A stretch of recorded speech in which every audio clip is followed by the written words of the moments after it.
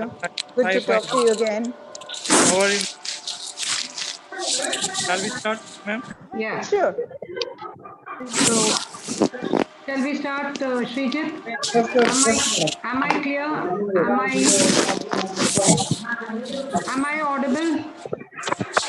Yes, you are. Okay.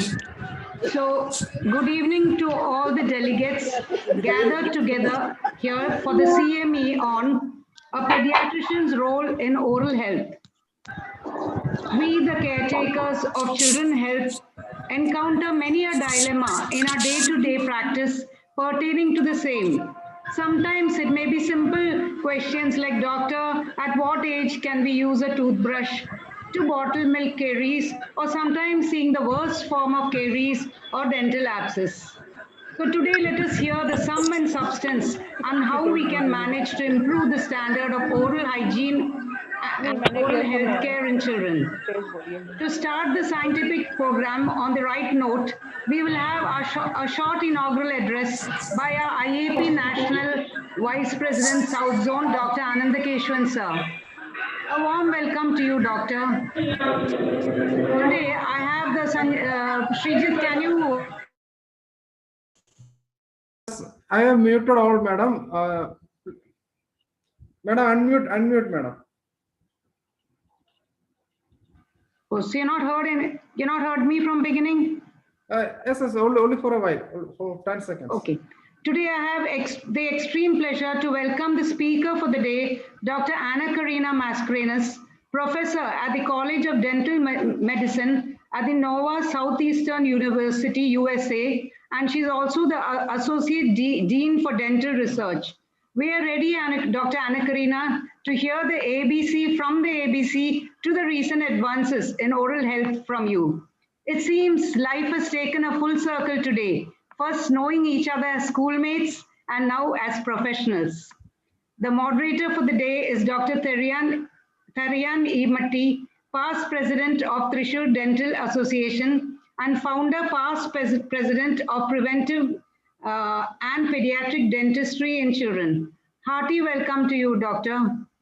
Today is really a unique program with pediatricians and dentists attending the same program together. Instead of usually we are sending cross consultation to each other, today we both are on the same platform. So welcome to each and every one of you. And I request Dr. Anandakeshwan to inaugurate the program today. Respected IAP President Dr. Reddy Shantakumar, Secretary Dr. Sejit, today's Chief Guest Dr. Anna Karina, Tharian E. Matti, Senior Pediatrician like Dr. Saroja Madam, and other dignitaries in the Zoom platform. At the outset, I would like to congratulate Dr. Reddy Shantakumar and her team for organizing a very unique CME, because a dental problem is not at all dealt with in many of the pediatric CME. I think for a long time we had no CME on dental problem. As such, if you are doing some school survey health program previously before COVID season, you can see two important problem for school children. One is dental problem, second is skin problem. Actually, dental problem is a pandemic disease more than corona, because it will affect 80% of the population of children. So it is more severe than corona, but it's not infective. That is the only difference. As a pediatrician, we can do a lot of things. Preventive dentistry, I think more important the role of pediatrician. Somehow we are not giving much importance in our CMEs and seminars regarding the dental hygiene and dental health. As you know, preventive aspects in the form of using fluoride food or reducing sugar food, or at least avoiding bottle feeding. All these are simple measures which we can do to reduce dental hygiene. So dental problem may be simple condition, like it may be a cosmetic problem, it may be sometimes deep dental problem, and also maybe gingivitis, and also we are seeing patient with severe congenital cyanotic heart disease, with malocclusion of the cerebral palsy patient, so many craniosynostosis syndrome with the dental problem. We are seeing so many conditions. So I think it's a very important for pediatricians also. Luckily, I think we have an expert to talk about this field. And I wish the CME all the success. And I once again congratulate Dr. Edi Shantakumar, Dr. Sijit, and the IAP team Thrissur for selecting this topic, unique topic, and also doing this program in association with the Dental Association. I wish the program all the best and also officially declare that the conference is open. Thank you, Jai Hind, IAP. Thank you, Dr. Anandakeshan, for the inauguration of the program. I invite the moderator to introduce the speaker. Before that, I would like to give a short bio of the moderator, Dr. Tharian Immati. Dr. Tharian B. Immati completed his Bachelor of Dental Surgery in 1989 and Masters in Pediatric and Preventive Dentistry in 1993 from the College of Dental Surgery, Manipal. So I think he's an apt moderator for today as he's very much involved in pediatric dentistry. He has also, in addition to dentistry, he's had a Bachelor of Science degree from Calicut University, Kerala. So following his post-graduation, he has worked in various institutions, not only in India, but outside, including the King Khalid Hospital, Najran, Kingdom of Saudi Arabia. And now presently, he's heading the pediatric dental department at Anur Dental College, Kerala since 2008. He's actively involved with the Indian Dental Association. He was a past president and coincidentally, he was the founder president of the Pediatric and Preventive Dentists of Kerala. And he has worked in the capacity of president in that as a founder president. Over to Dr. Tharian for the starting the session. Thank you, Dr. Reddy Shantakumar. That was a wonderful introduction. Let me make one minor correction in that. I was not the founder president, although I was actively founder member in that association and then worked as a president of that Kerala chapter. That's okay. And I have roped in my own teacher, Dr. Shobha Tandon, into this meeting. So we can have a good discussion with Dr. Anna. So let me do my job. We are not cutting much time into this CDE. Respected Anand Keshavan, National Vice President, South Zone Indian Association of Pediatrics. Honorable members of the Indian Association of Pediatrics and Thrissur Brand President, Dr. Reddy Shantakumar, Secretary, Dr. Srijit Kumar, Treasurer, Dr. Ittu Peke, and my own counterparts, honorable members of the Indian Dental Association, Thrissur Branch President, Dr. Manoj Bhaskar, Secretary, Dr. Davis Thomas, and Treasurer, Dr. Rinku, as well as the CDE convener, Dr. Arjun Dev. With your permission, let me introduce the speaker of the day, Dr. Anna Karina Mascarenhas. Dr. Anna completed her Bachelor of Dental Surgery from Goa Dental College and Hospital, and she went on to add Masters in Public Health from Michigan, University of Michigan, 1992. Doctorate in Public Health from University of Michigan, US, 1995, and doctorate, and also added Faculty of Dental Surgery, Royal College of Physicians and Surgeons, Glasgow. There is a big list of her CV, so I concise to my own choice. If there is any mistake, Dr. Anna, please go and correct it later. And armed with all these degrees, Dr. Anna had the chance to work in India as a lecturer in Goa Dental College and later on in Michigan University, Ohio University, Director of Dental Public Health, Boston University, and presently as Professor, Associate Dean of Research, College of Dental Medicine, Nova, Southeastern University, USA. During her long and illustrious career, Dr. Anna got many awards and accolades in India as well as abroad. She is also a member of various research publications, and some of the outstanding achievements she has got is the outstanding manuscript in Journal of Dental Education in 2001, Woman of the Year finalist, India, New England in 2007, President's Award, American Association of Public Health Dentistry in 2018, and And besides this, Dr. Anna had been a member in various prestigious associations and committees and editorial boards, including International Association of Dental Research, American Dental Association, American Public Health Association, and worked as a president in 2010 of the same association, American Board of Dental Public Health, and worked as a president in 2017-18 year, Florida Dental Association president in 2011. And besides, Dr. Anna also worked in the capacity of program directors and collaborated pan-globally. I have my own dental classmate who had a chance to associate with her in the school dental health program by Ministry of Health in Kuwait, along with the Forsyth Dental Institute, Boston. And he told me that he had 2 publications which were co-authored by Dr. Anna. Ladies and gentlemen, I present to you Dr. Anna Karina, who will be talking to us the pediatrician's role in oral health. Over to you, Dr. Anna. Thank you all. Thank you for having me and for the kind invitation. It is such a pleasure to be here and speak with you this evening, and so much more of a pleasure because I have my old friend, Rati Shantakumar, us doing this together as professionals. 35 years ago when we were in school, no one thought we would probably be sitting today at the same table. But it is immense pleasure, and thank you for having me. To all my dental colleagues, before I start, I have a disclaimer because my lecture is entirely, my talk entirely focused on pediatricians and how pediatricians can help us in this fight.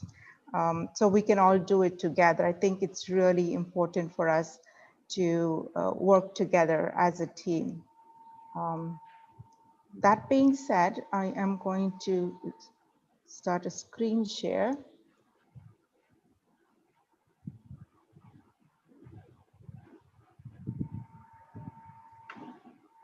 You can all hear me well, right? Yeah. Yes. So, so why do I come to this? So I'm going to start with my ask of the pediatricians. And my ask of you is every time you see a child, I want you to lift the lip. I then want you to counsel the patient or the child and the parent, and then refer to my dental colleagues. So I want us to be able to do all of this. So I'm doing my ask right up front, and I'm going to tell you why. So why am I asking you to do this for us and help us? One of the reasons is it really takes a village to take care of a child. And most of it is, what are the oral health impacts? It starts really painlessly. And then the first indication that something is wrong is pain. If not treated at that time, then it can progress to infection, poor feeding if it progresses, and then with poor feeding, the child has a whole bunch of other issues, including malnutrition. If the teeth are then lost early because of poor oral health, it affects speech because that's one of the functions of speech. We have really good data, then these children get teased in school because they don't have their teeth. That leads to poor self-esteem. So it's a lifetime of issues, then becomes poor performance. So we in the US, at least our US data is showing, and we've known this for 20 years, 50 million hours are lost by children in school, 50 million school hours. So in the US, it's a huge issue. We also know for the last 20 years of research, we thought the mouth was separate from the body and we didn't talk to each other. That's entirely untrue. We know that the mouth is the gateway to the body and it's very important to systemic health. We knew very early on that somebody that had poor oral health and was also diabetic could not control their diabetes because of their poor oral health, as well as somebody that had diabetes could not control their oral health because of the diabetes. So it was a symbiotic relationship. And then we began seeing connections with premature babies and preterm babies because of mother's poor oral health. Then we saw connections with heart disease and pneumonia. There is now new data with older adults that are in hospital that they're more likely to have more hospital days because of pneumonia because of poor oral health. And now there are some more connections with Alzheimer's, that those that have a particular kind of periodontal disease might be more likely. So this list is really growing. Now for some of these, is this a real connection, a cause and effect? We haven't got the studies to say this is cause and effect, but it's definitely an association. It could be the common risk factor approach. I then ask you, have you seen these children? Okay, as dentists in the room, you've all seen these. But as Dr. Keshavan just said, you've seen these children also as pediatricians. These are the children that you see day in and day out. So again, have you seen this child? But what is amazing is this is what her mother looks like. So poor oral health is in families, it's generational. And until we do something with improving health literacy and us working together, we're not going to be able to stop the cycle. So my plea to you pediatricians is to help us. More recently, my research has always been in workforce and in access, but we know now that we can't do it alone because very few people do see the dentist, but more people see the pediatricians, their physicians, and other healthcare workers, including nurses. So in the US, we've been expanding who we train and ask to help us in this battle against dental caries and oral health diseases, so that together we can keep the populations we are responsible for healthy. This is what children and adults in the US look like today. In the US, we've turned a corner. It's taken us about 70, 80 years, but in the US, 70% of children don't have cavities today. There are a large number of adults who don't have cavities or have a very small cavity that looks like this. It has taken a lot of time and it's taken a lot of effort. These are our 3 last surveys, and in 18 years, the decline in children's cavities, you can see here between surveys. Between the top surveys in 71 and the second one in 79, there was a 32% decline in caries in the US. And then between the next survey, there was another 36% decline. And so you see there's been this huge decline in caries. 2 things have caused this decline: water fluoridation and good oral hygiene, brushing twice a day. Very simple measures. There is a however though in the US. Although we have declined caries in the US, it is still the most common chronic bacterial diseases of children. And even my colleagues in the US, my medical colleagues, are shocked when we say it is much more common than asthma and hay fever. These are the 2 conditions they think is common in the US. But dental caries is 6 times more common than asthma and 8 times more common than hay fever. And this hasn't changed, although we've had great impacts and declines. Across the world, the same thing is happening. We usually aspire to be in the top 10 of anything. But here, for all the dentists in the room, and this is my plea to the dentists, this slide is nothing for us to be proud about. We have 3 conditions that are dental conditions or diseases in the top 10 in the world. Untreated caries in the permanent teeth, severe periodontitis is number 6, untreated caries in deciduous teeth at number 10, and severe tooth loss. Just the untreated caries in permanent teeth, 3.9 billion people across the world are affected by this. So it's a huge problem across the world. These are some charts from maps from WHO, and this is 5 to 6-year-olds in 2017-18 that have caries. And again, you see yellow that India is in yellow, which I have circled, which says that about 35 to 69% of 6 to 8-year-olds in India have caries. This is again caries and gum disease. Again, you see this is 12-year-old children in the top slide over here. You can see it's in very dark pink, which is this very highest level of having caries. And for the gum disease, we are in a lighter pink, which is good news, but this is not all gum disease. This is just those that have very severe gum disease. So we expect about 10% of the Indian population has very severe gum disease. These are a whole bunch of studies of school children in India. And the prevalence, of course, we are a large country, very diverse, very lots of different foods and different way our culture, we are culturally. So as low as 22% in school children in Pondicherry, whereas as high as 83% in school children in Haryana. So, caries is pretty common in India. Again, this is in preschool children now, as high as 82% of the children have caries. So that means 4 out of 5 children will have caries or cavities. This is WHO data. WHO for oral health uses DMFT. And so the DMFT is decayed missing filled teeth.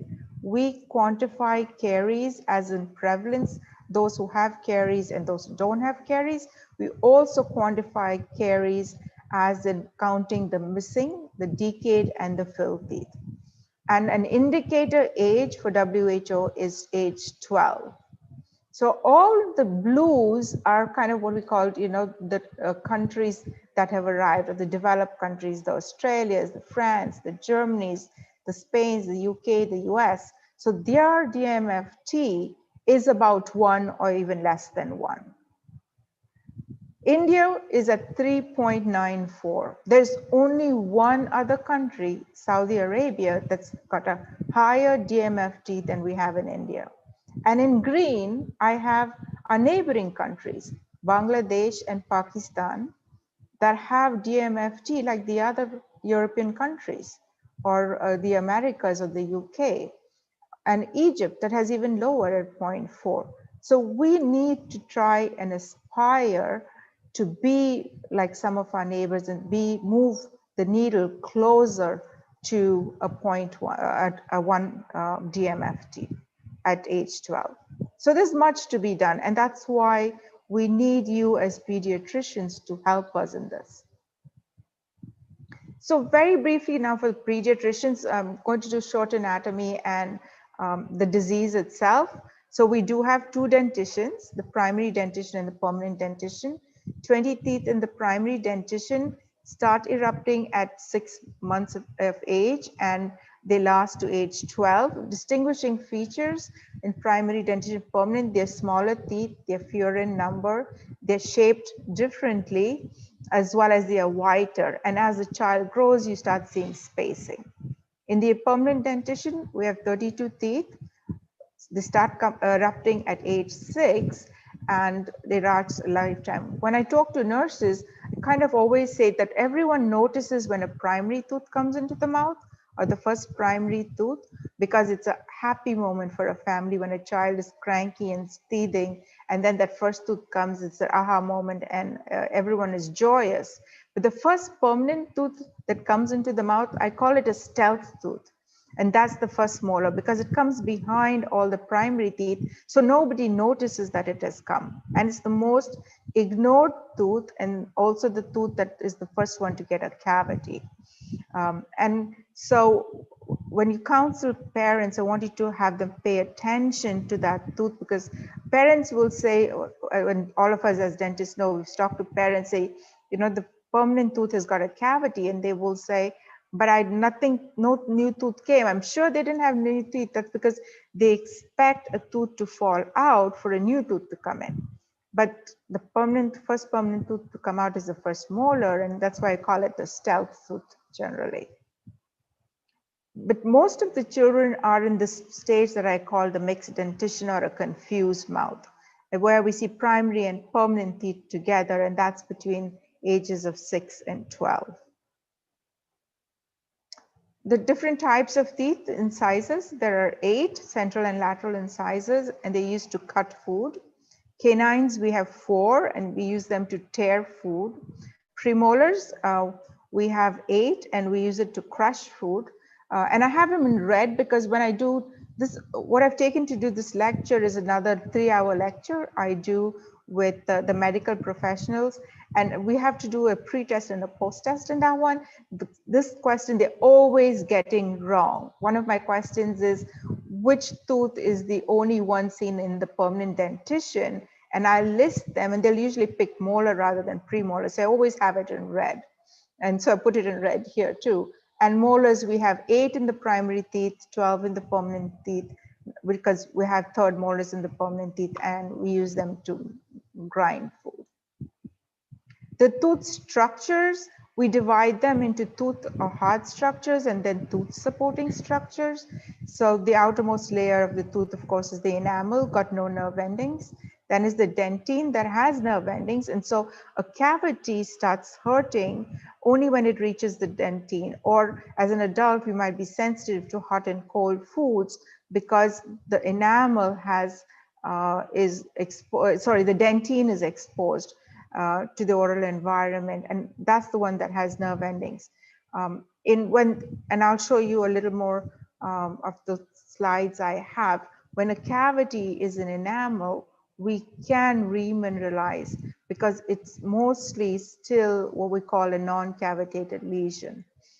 Once it gets into dentine, then you need a dentist then to step in. So we're using our medical professionals in the US to work with us to prevent those enamel caries to become dentinal caries. And then the inner pulp chamber and pulp and soft tissue, that is the innervation and blood supply to the tooth itself. And then, so caries is usually, is a disease of the hard tooth structure and the tooth crown. You can also get root caries in adults. And then we have tooth supporting structures, which is the gum, the bone, and the periodontal ligament. All together we call periodontium. So when we talk about periodontal disease, it's a disease group of the tooth supporting structures, whereas caries is of the tooth itself. I'm going to focus on just 2, dental caries and gingivitis, because of the sake of time. This does not mean that a child might not have another condition, and we'll talk a little bit about ulcers, but these are the 2 main ones that I usually focus on, and I'd like to talk to you about. If you see something that is not normal in a child, I would refer immediately, because when a child has something else going on, you probably already know it. Maybe it's a diabetic child or an immune compromised child. Before we talk about the disease itself, let's talk about what causes these oral diseases. And it's mostly the biggest risk factor is behavioral. So we can change them. And the biggest one is poor oral hygiene. It's either improper brushing or not brushing at all, twice daily, improper or no flossing, and not using a fluoride toothpaste. It's also poor diet. So sugary, sticky foods such as crackers, cookies, that stick to the food and cause cavities. Sodas, including sodas that we call diet sodas, because they're highly acidic and cause tooth erosion. And in the US, I use bottled water on this list, because bottled water, depending on where it is bottled, is usually deficient in fluoride. So it's kind of a missed opportunity to get fluoride that will then prevent cavities. So it's these are the major risk factors. The other risk factor is a previous tooth decay. After all the research we've done, our best indicator whether a child or an adult will have a cavity in the future is if they've had a cavity in the past, because that perfect harmony for a tooth to have had a cavity has already happened, and that perfect harmony could happen again. One of the causes again is the bacteria, and we'll talk about the bacteria which take the food that is eaten and produce acids out of it. And and we'll talk about that in a minute. And then tobacco usage. For all our older diseases, tobacco usage in any form is a large risk factor. So I have people that I work with start talking about tobacco usage, including with children. So the earlier we give them these messages and can prevent them from picking up these habits, we do it as early as possible. So one of the things is, how does the bacteria that causes cavities get transmitted? Actually, a baby is born without the bacteria that cause cavities. The predominant one is Streptococcus mutans. There's another that's Lactobacillus also. And this bacterial transmission is from very common things we do with new children. One is affection, showing affection. The second is feeding, directly kissing the child, sucking the child's fingers, to show emotion. The other is sharing food utensils. Every mother will taste or will look at the temperature, will put that teaspoon into her own mouth to taste and see it or temperature, and then put it directly into the child. That goes and transmits the bacteria right away. Or cleaning a pacifier if it drops by putting it in their own mouth. So we're not suggesting in dentistry that parents not show affection. We want parents to know about this, and so we do anticipatory guidance with young parents around this, because I don't want to have a generation that is not shown affection. They might not have cavities, but they might end up then in the future having emotional problems. That we don't want.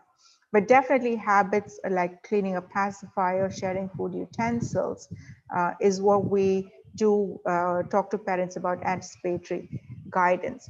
There is also really good data that shows that the longer that we can keep this window infectivity from happening, that is the transmission of bacteria from mother or caregiver to the child, then the less likely the child is to have cavities in the future. So we have good data about that. So what is dental caries? It's very simply sugars in the mouth, which are definitely coming from sticky foods and sugary foods. The bacteria which are already in the mouth, so the bacteria act on the sugars, cause acids. And what happens when acids come across a hard structure, which is a tooth? It starts leaching, right? So causes a cavity. In our kitchens, in our floors, if we just were to drop acid on the floor, what would it do? It would leach out the calcium from it. That's exactly what is happening in caries. A very simple process. We have two models here. Originally, our old model to talk about dental caries was these three concentric circles when I trained. So you had the host, which is the person, you had the agent, which is the bacteria, and you had a conducive environment, which is the oral environment.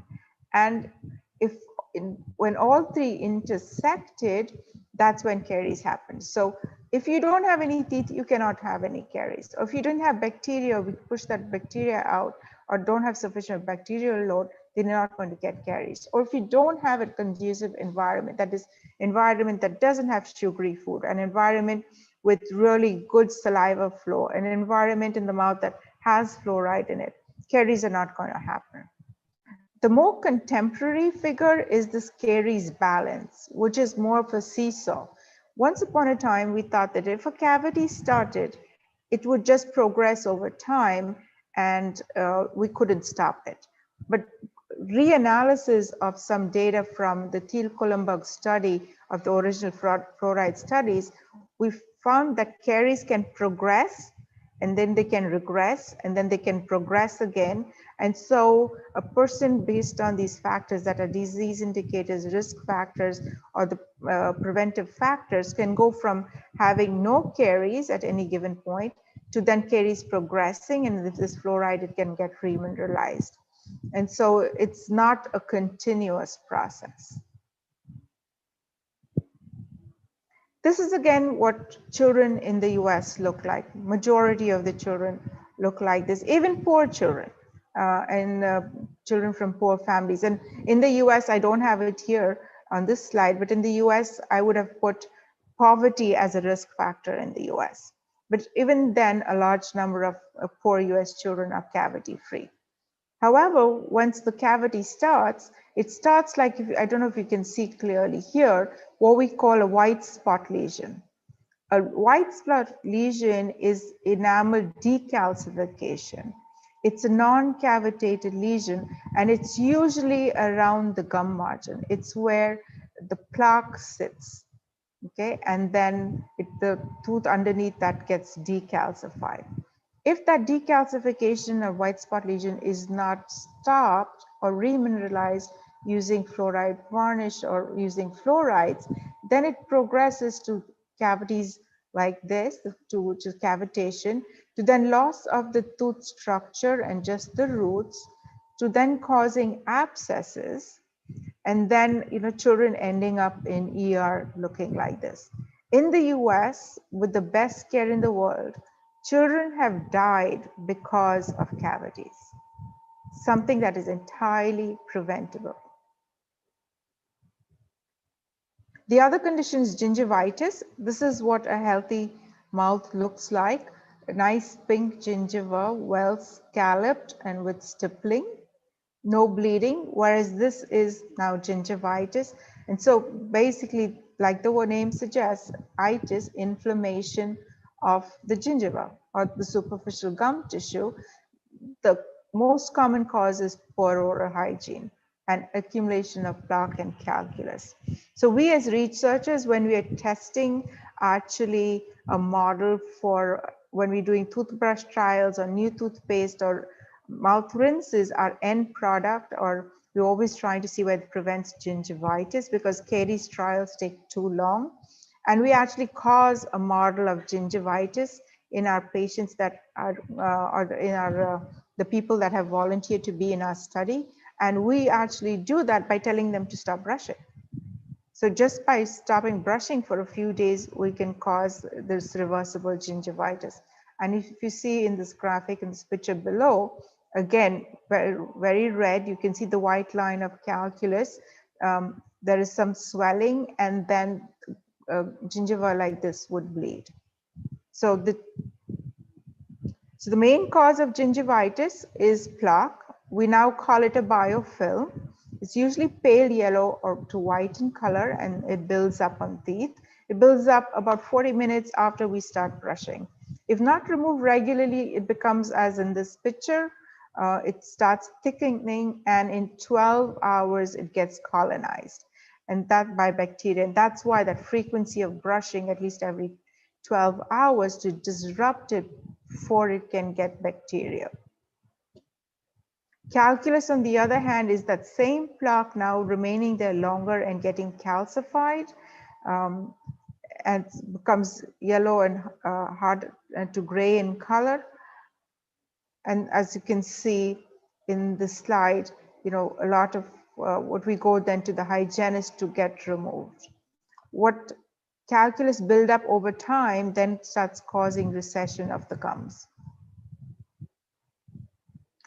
Periodontal disease, on the other hand, is the worsening. So it starts as gingivitis, and then if not reversed and that increased calculus deposits, then it can continue and cause bone loss and loss of the ligament, periodontal ligament. It then becomes irreversible and the tooth becomes loose. So this here is already periodontitis.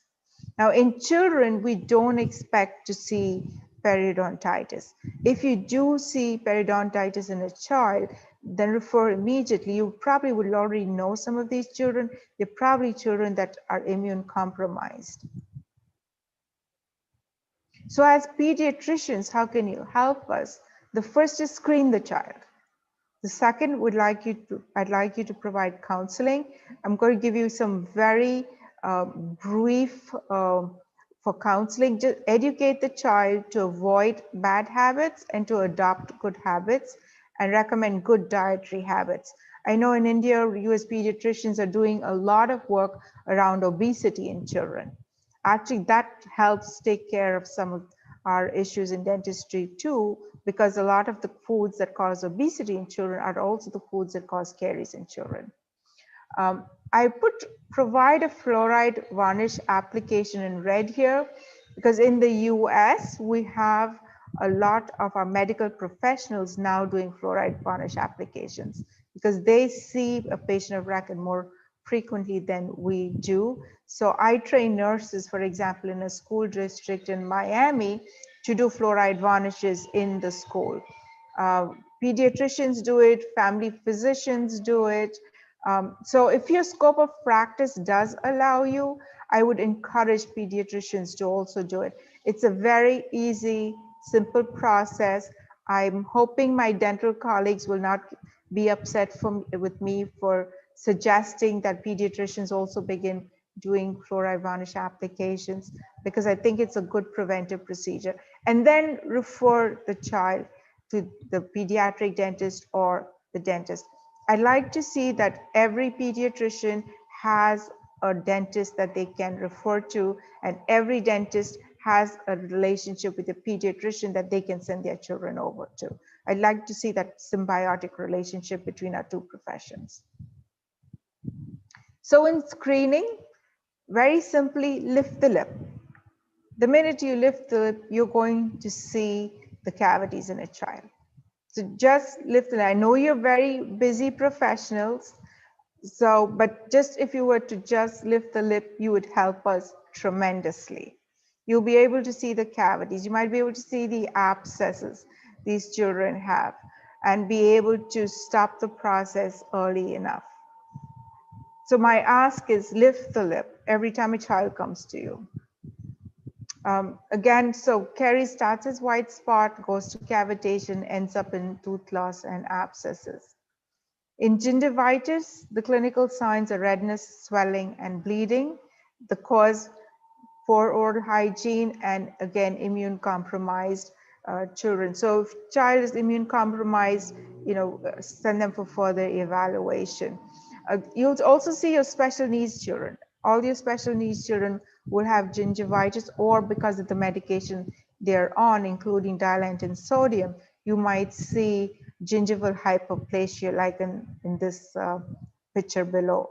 All of this is gingival hyperplasia.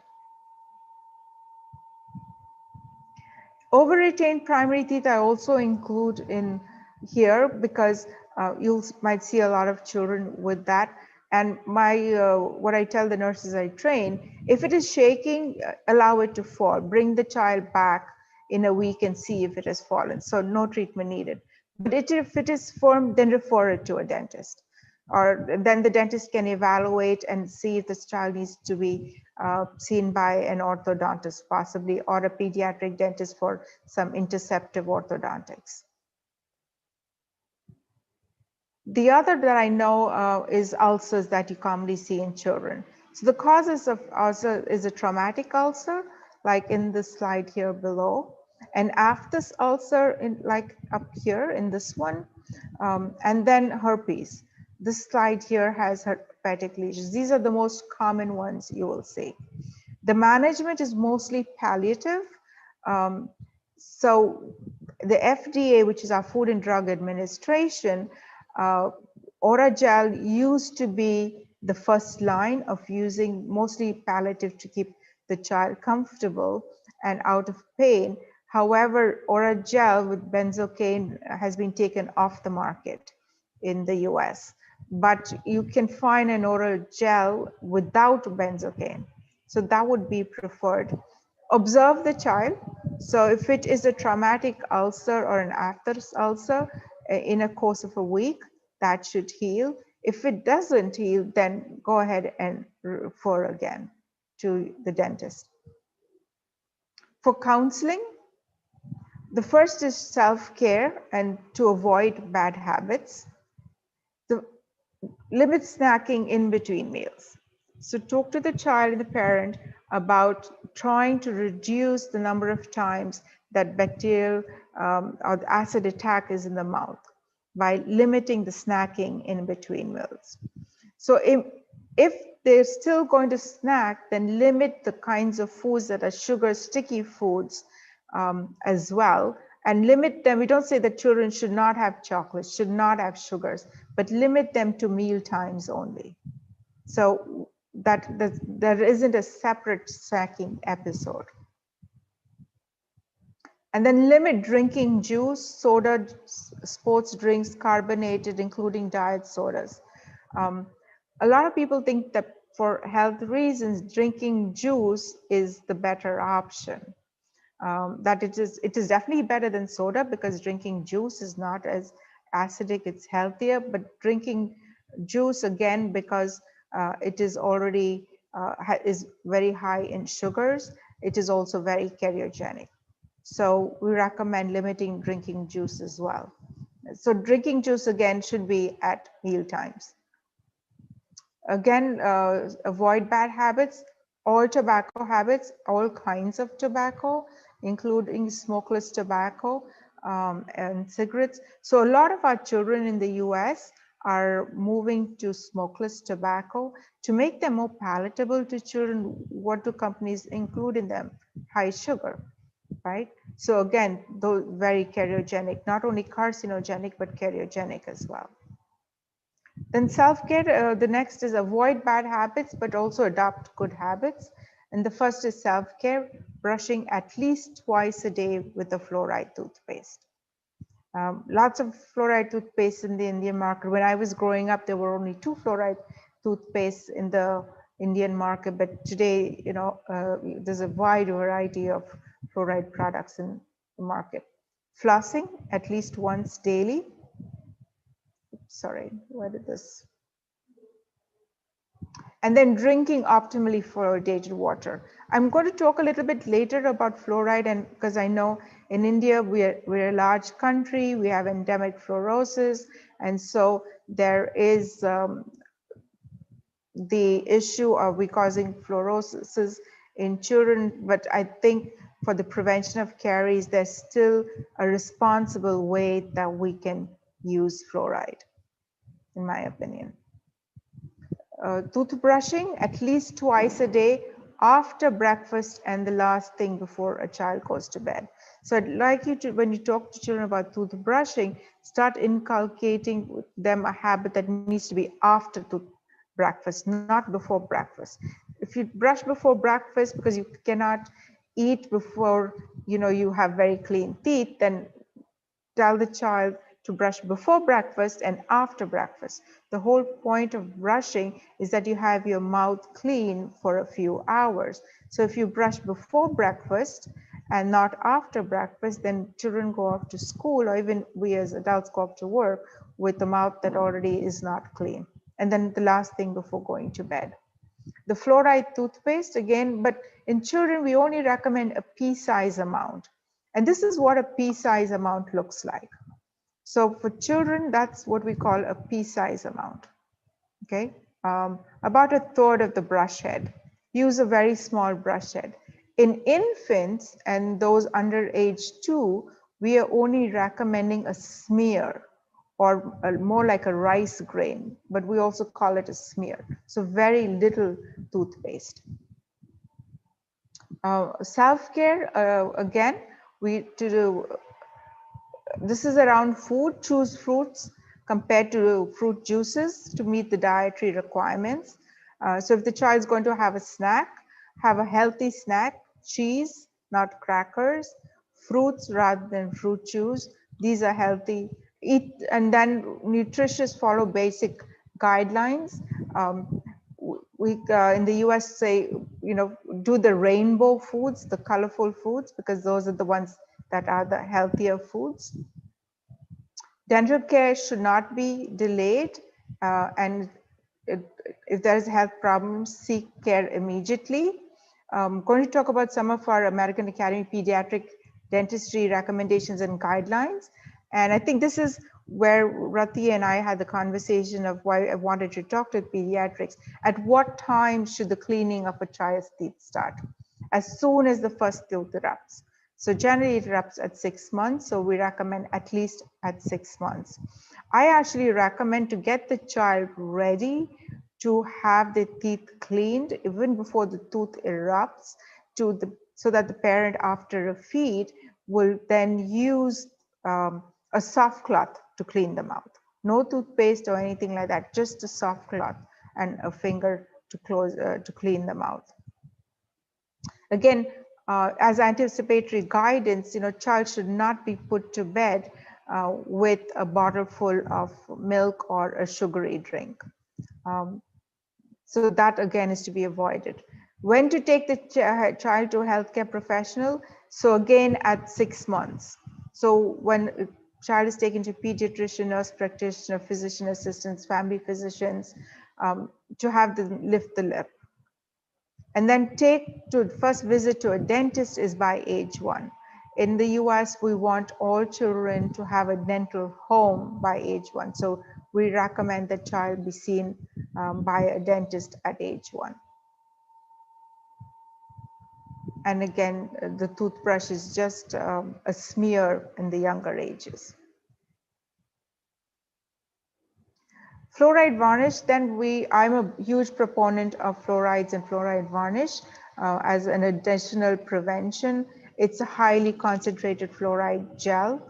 And when you were children, you probably sat with those fluoride gel trays in your mouth for 4 minutes and often gagged. So this is the new method that we do. It's called a fluoride varnish. It's almost like nail polish, and it gets brushed on teeth. It strengthens the teeth. It minimizes bacterial growth and prevents dental decay from forming. And then professionally cleaning, having the child's teeth professionally cleaned to improve oral hygiene. We also recommend sending to the dentist to have sealants placed on the teeth so that we can prevent cavities, particularly on the occlusal surfaces. On my team, I have school teams that go into schools doing school health. And so when sealants are mostly for permanent teeth, but when I have them there, if there are primary molars in the mouth, I have them go ahead and seal primary molars. I have them go ahead and seal premolars as well. So how does fluoride work? Fluoride's got many mechanisms of action, but its best mechanism of action is a topical effect.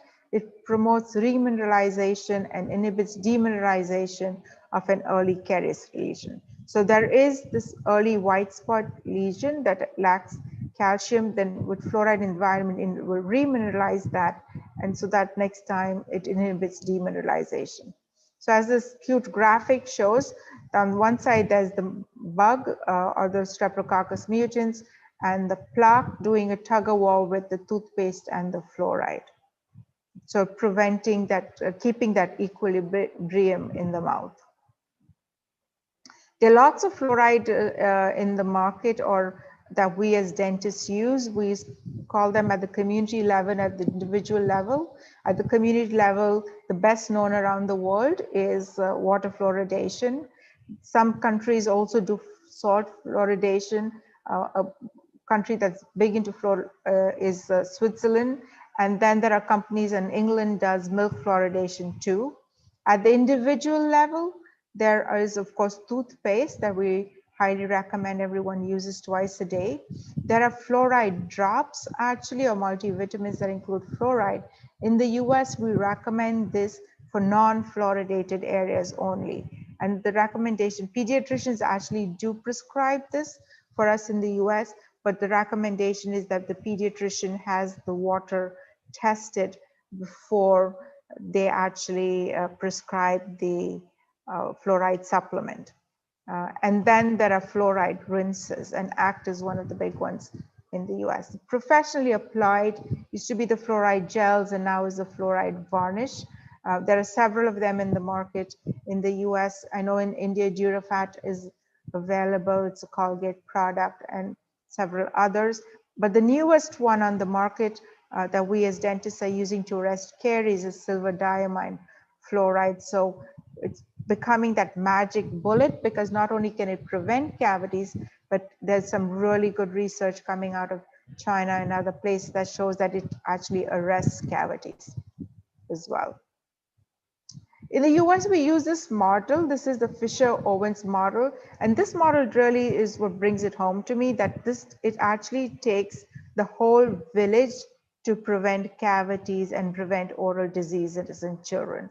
So yes, the oral disease is happening here at the micro level in a single individual, But there are these 3 levels of factors: the child level influence, the family level influence, and the community level influence, that actually all work in harmoniously to either foster a child having cavities or not having cavities. So at the community level, even the social environments are important. What are the grocery stores around, and what are the grocery stores selling around? What kinds of food? How fresh are they? Are they only selling a lot of junk food? Now in India, we know that around every little corner, there are our little tea shops and our little shops that are selling a lot of chips and candy and carcinogenic foods as well. So at the family level, there's the family composition, there's the socioeconomic status, support, there's safety, there's the family function, there's the culture. In the US, we are very careful now with culture and the patient's culture, and bring the patient's culture into the conversation about oral health and how to manage oral health. A little bit about dental fluorosis. So this is what dental fluorosis is: a chronic fluoride condition in which happens during tooth development, and enamel is hypomineralized. In the early stages of or early levels of fluoride dental fluorosis, you have these white striations. Even this is already more on not just the mild, it's more on the moderate side, but on the mild, it's even fluffy clouds. And you can see in this slide below some fluffy clouds, or just on the incisal edges. And then on the more severe, over time, around the dental enamel junction, there's a breaking off of the tooth because of the weakened junction. And then that collects food in it and starts getting cavities. So in summary, my ask is lift the lip, counsel the patient or the child in the family, mostly avoid bad habits, and then teach them to adopt good habits, and then refer to your dentist around the corner from you. At this point, oh, I do have these.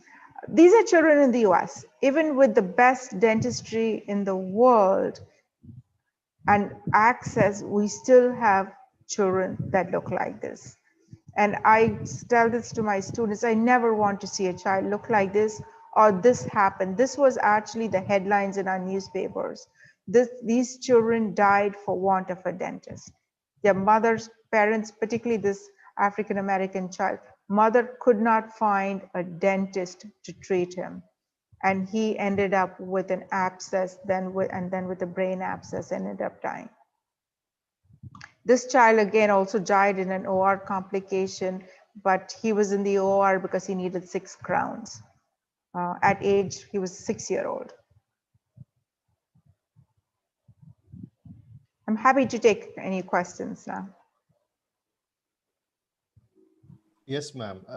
We have a few questions I already seen in the chat box. Okay, do you want me to head to the chat and? No, I will Okay. read out the questions. And okay. When I was just going through, most of the questions you have already answered, but still, since they are coming repeatedly, I'll just put it in, ask a few questions like that has come in the chat.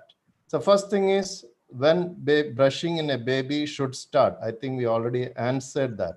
6 months, or at least as soon as the first tooth erupts. Okay.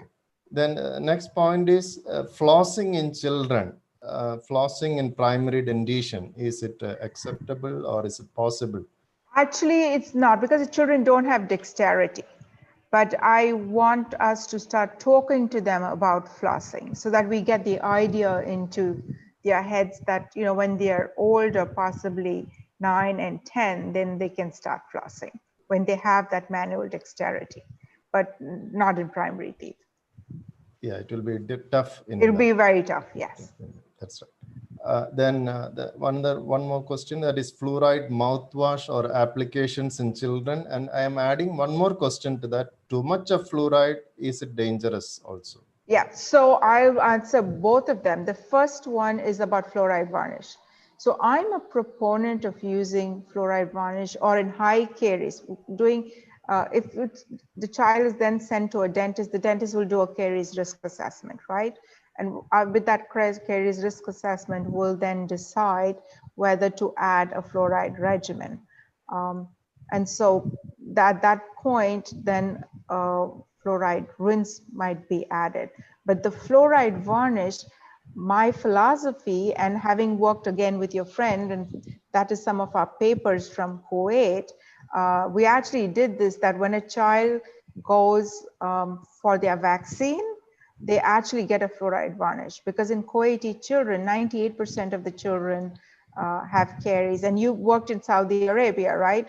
Again, very high caries there. So right. I'm a proponent in those countries that have high thing, that the fluoride varnish, we don't have a fluoride vaccine. We don't have a cavity vaccine. So our vaccine is fluoride varnish.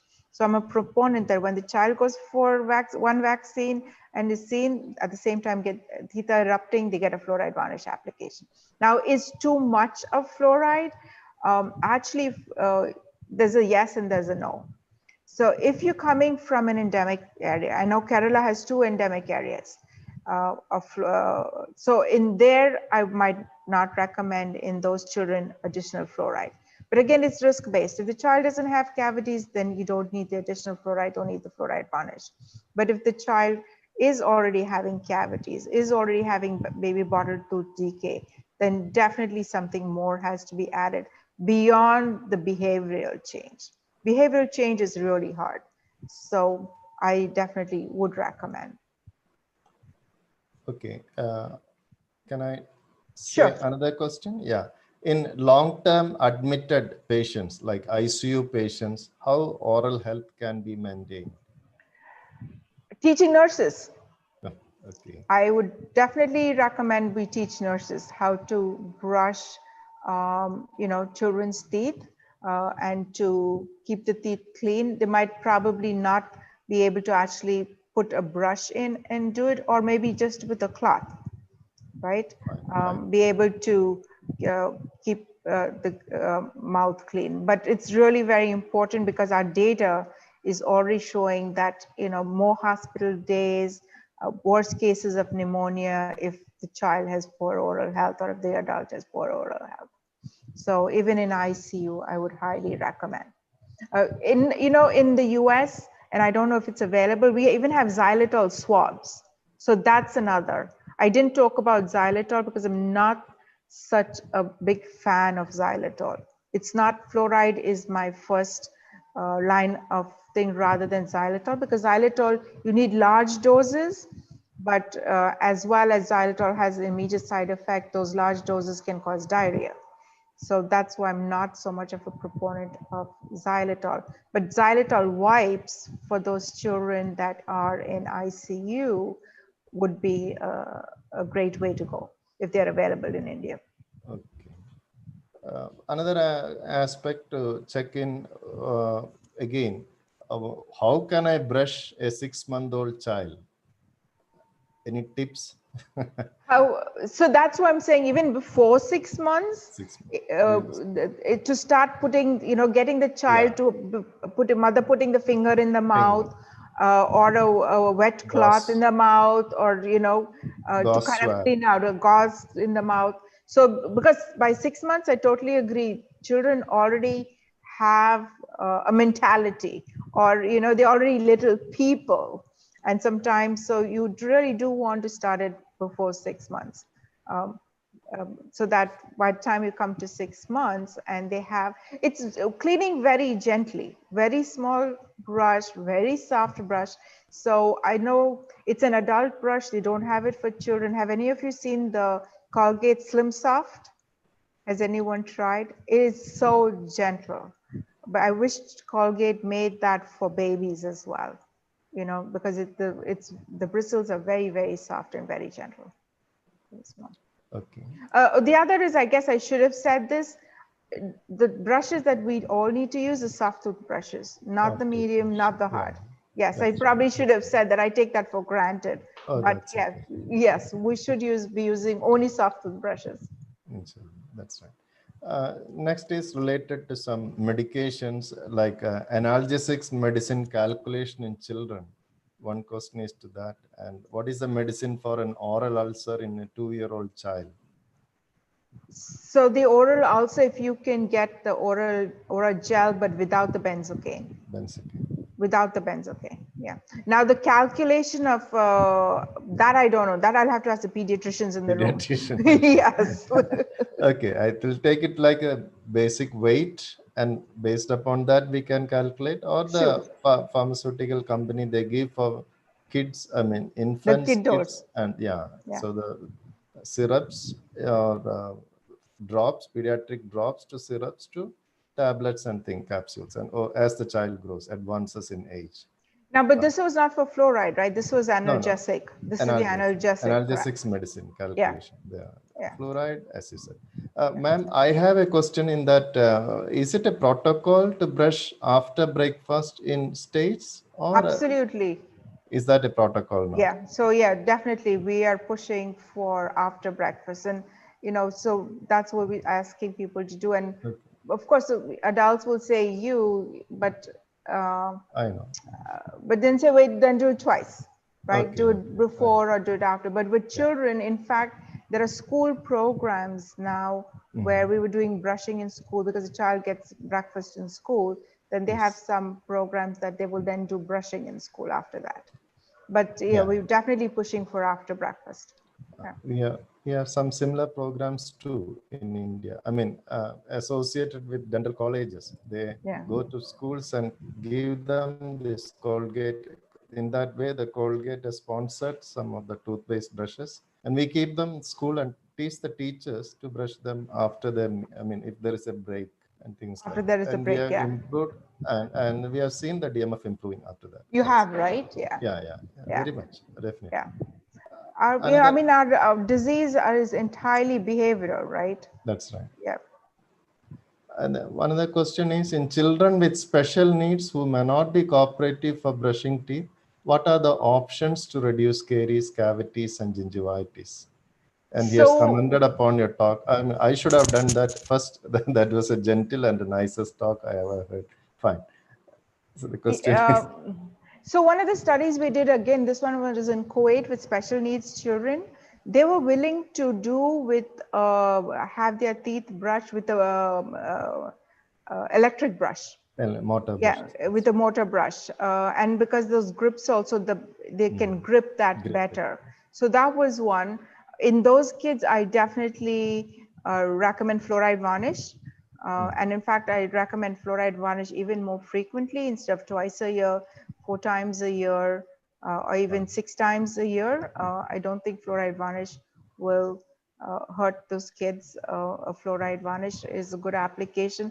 It's harder probably to get them to mouth rinse, but if you can get them to do a daily mouth rinse of a low fluoride, then again, that will be effective.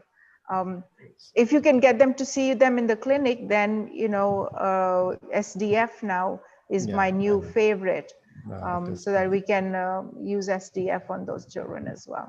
But what about the acceptance of discoloration, the black discoloration in SDF? Is the parents, are they with it or against it? I mean, children. So there is a new product coming out that they're trying to get rid of the black. Yes. So they're working on that, and I think it's almost on the market to get the black. But whenever I talk to parents, for me, it's like, which is the lesser evil? Yeah. Right? That's right. And so the black is only temporary and it's aesthetic, but that after you've arrested the caries, you can always go back in and put a restoration. Yeah, that's right. So that's the conversation I usually will have with parents. Okay. There are a few more.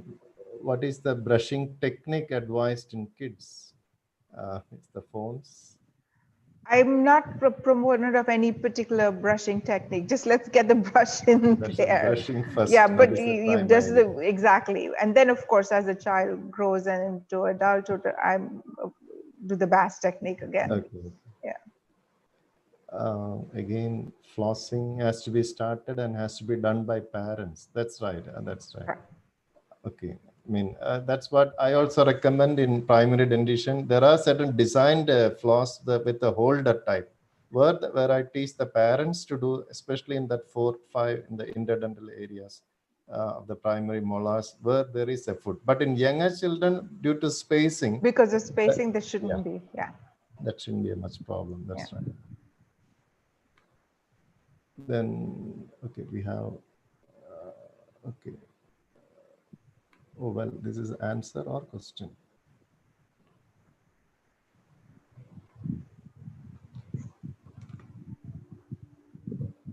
Vitamin D deficiency predisposed to caries development. Does vitamin D deficiency, is it a predisposing condition to dental caries and a genetic predisposition to developmental of dental caries? Is genetic, I don't know. So there is very little literature on the genetics. I think it's more familial than the genetics. I think it's behavior that overrides and the genetics itself.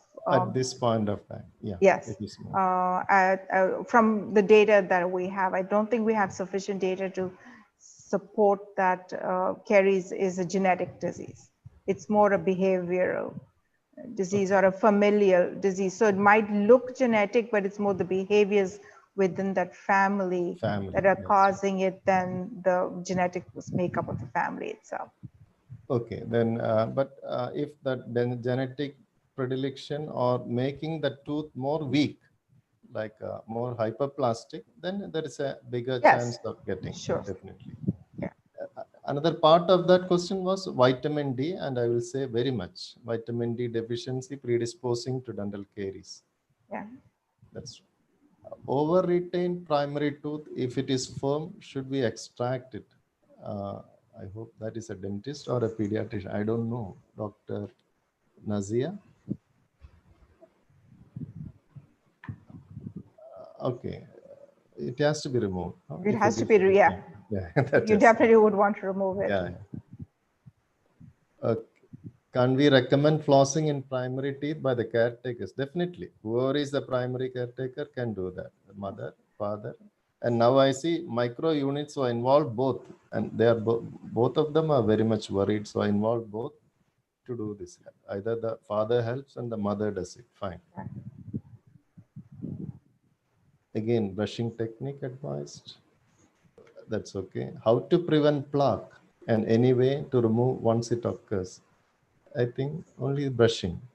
Only brushing, yeah. At this point, in a child, fine. I don't think we can prevent it. It's just a biological function. Fine, that's true. Okay, only thing we can reduce our micro contents in that oral environment. That's right. For posterior, as soon as eruption of second primary molars, okay, in short, we should floss and train parents as soon. Okay, that might be an answer to that. That was, I think, looks at an answer. Answer, look at an answer. Okay.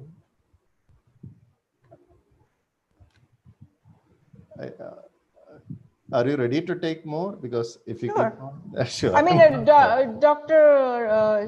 Rati, how are we doing on time? I don't want to keep people. You're on mute. Yes, Dr. Rati. I think we can call it a day, no, Srijit? Oh, is it? Okay. Anymore. Okay. Let me give you my contact information. So if you have questions, you can contact me. My email address is my name, anakarina.mascarenhas. So it's ANAKARINA.mascarenhas,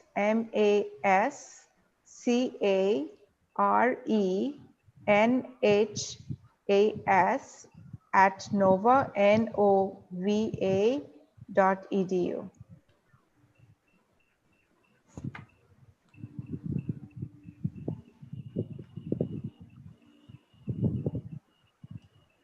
Over to you, ma'am. Radhi, ma'am. Yeah, I think Srijit. Okay. Over to Srijit for the. Okay, thank you, Radhi madam, for inviting me. Before winding up session, I think one of our dental friends asked about the dose of drugs in pediatrics. I think there is no simple way. to calculate, and it is better to give such a milligram per kilogram and make a small note and paste it in your office and have a look and paste, look and prescribe. And if you're everywhere, sometimes you're prescribing a new drug, it is better to refer to a book and prescribe. There is no point of shame or something like that. And we also do it regularly like that. It is better to look and prescribe when you're in doubt. And I'm coming to my point. I thank Dr. Anna Karina Madam for coming to IAP Thrissur and giving this excellent lecture in a very simple language, and deal the more basic things in dentistry, and it was like a back to school experience for all of us. And also, Madam pointed out many vital points like the unaddressed health requirements in children, like the dental caries. All the problems are actually, the data from Kerala is not seen, and I think that is also in a very high level. So I thank Madam for an excellent talk, and thank you once again, Madam. And I also thank the Tarian Immati sir for moderating this session, even though we invited him in the last moment. So thanks sir for coming to us. And I also thank all the IDA Thrissur office bearers who have cooperated, and also all the dental friends, dentist friends who have joined for this talk. And also I thank our National Vice President Anand sir, who had always guided us for our academic and non-academic.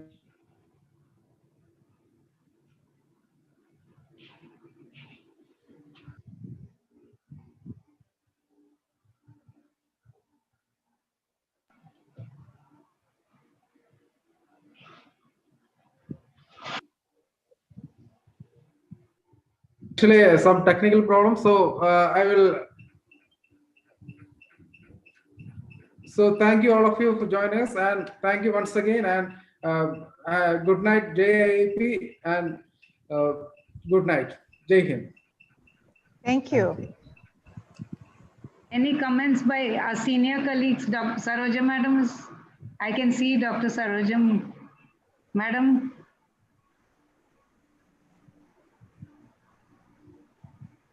No.